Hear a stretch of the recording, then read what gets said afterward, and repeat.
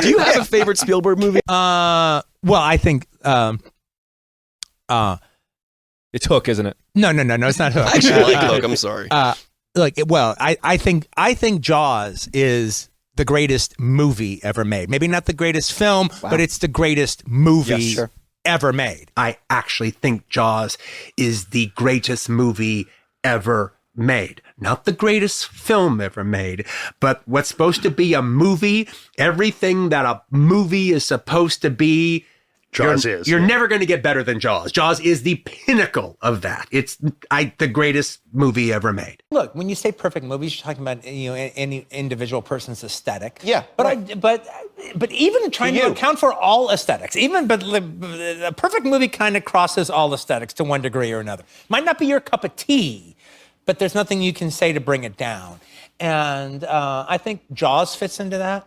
Well, there's not many of them. That just bemoans the fact that the film art form is hard. And then there's other movies that can get in its rarefied air. But as far as a movie is concerned, there's no making it better than Jaws. There's no better than Jaws. It is the best movie ever made. And it shows how badly timed most movies made before Jaws were. Well, what I mean by that? I prefaced it by not saying it's my favorite Spielberg movie. I just said it's the best movie ever made. Yes. Okay. But what I meant by that, to one degree or another, is like Spielberg and a lot of his cohorts grew up seeing those kind of movies in the theater. It's like Journey to the Center, Henry Levin's Journey to the Center of the Earth. He's going to run to go and see. And Richard Fleischer's Fantastic Voyage, he's going to run and go see. And Gordon Douglas's Them, he's going to run and go see. Now, not all of those, especially in the case of the Gordon Douglas's Them, but most of them weren't directed that well. They were assignments given to journeyman directors who did their best with them. Right. All right. And that was how we were used to seeing comic book, that kind of movie experience, as opposed to a Spielberg who no, this is exactly the kind of movie he likes. This is exactly the kind of movies he was put on earth to make, and he's going to make it within an inch of his life as effective as it possibly can be.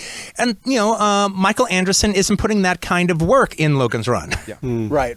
Yeah. Gotcha. But at the end of the day, I think my favorite Spielberg directed movie, again, with Jaws carved out on its own Mount Rushmore, all right, is Indiana Jones and the Temple of Doom.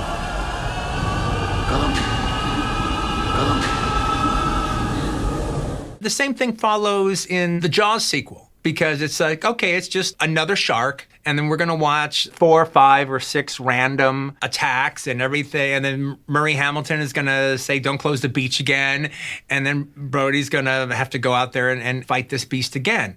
Now, having said that, I actually think Jaws 2 the ending is horrible. The ending of Jaws 2 is horrible. What ruins Jaws 2 is the way they kill the shark. It's just so ridiculous. Yeah, exactly. I mean, I keep waiting for Fonzie to water ski over him, all right? It literally jumps the shark. I mean, but the shark looks the same as the one from Happy Days, all right? The beach looks the same. I totally expect to see Fonzie flying over the climax. But, but Jonas Schwartz actually did a pretty good job up until that time, all right, by spacing out the attacks. And he has the one attack that's terrific, the one with Ann Dusenberry, where it's like the young guy and the girl and the sailboat. That attack is good enough to be in the first movie. Where the shark gets the guy and heads towards the boat.